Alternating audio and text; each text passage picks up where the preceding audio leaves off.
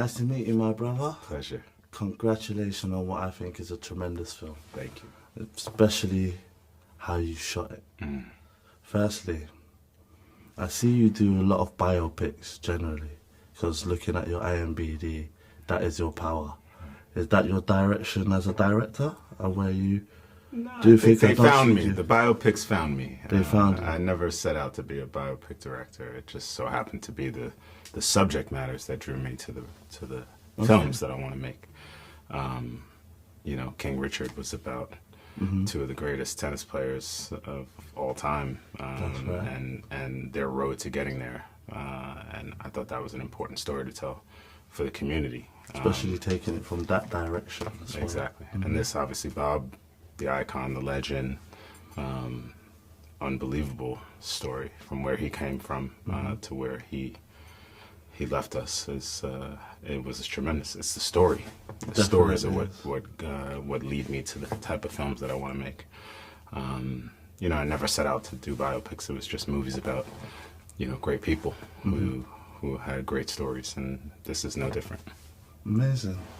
I must commend you on how authentic you kept the film. Thank you. The casting, spot on. What's the biggest challenges you faced filming this? Faced a lot of challenges.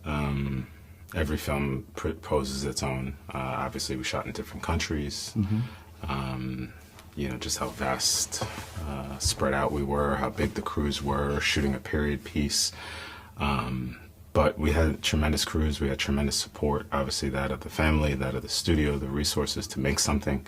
This is the biggest film Jamaica's ever had, not only because of its subject matter, but just how massive of a production it was. And so, but yeah, we had support all along the way.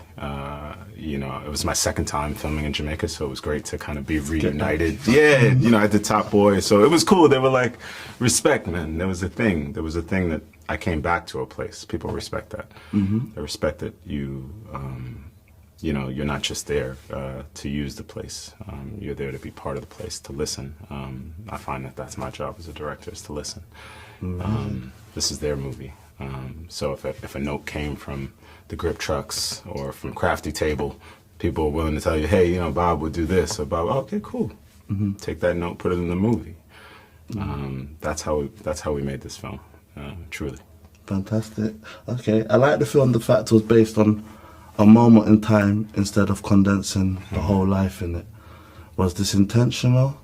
And was it as a way not to deal with other things like Peter Tosh and things like that, and how he might have aligned to the cause? Look, love Peter Tosh, love his music, big fan. Tremendous. He needs a story of his own, for sure. So much life to talk about early Wailers and their time together. It's just impossible to have done you know, sort of cradle to grave and do it justice, do it right. So yeah, it was intentional to try to, you know, pick a window into Bob's life that captured who we thought was the essence of the man that we know. And 1976, we know what happened, the assassination attempt on his life, just how pivotal a moment that would be for anybody. I mean, when somebody tries to kill you, what happens? Most of us, I don't know if we're coming back outside. Yeah, he was changed forever. What did he do? He doubled down and then created Exodus, arguably the greatest album of the 20th century. So like, just the musical genius, the musical creation. He also created, you know, Kaya during that time. We couldn't go into too much of that. It's part of the story, but just, and then the return to Jamaica, just felt like a natural, inherent structure there. Obviously in our A story. So yeah, we just felt like that captured. Obviously he gets his diagnosis during that time as well. It just felt like you can sit in a moment and learn a little bit about a man without jumping around too much. It's fantastic. Yeah, so that's why. Well, commend you on such an amazing film. Thank you. As time is always short, but I hope when it does come out, everybody goes to watch it, because as a Caribbean, I feel like you've done us proud. And I sat with a lot of Caribbeans who left there feeling like that was one for us, you know, because the casting, the language, everything was done perfectly to what we expect. Thank you.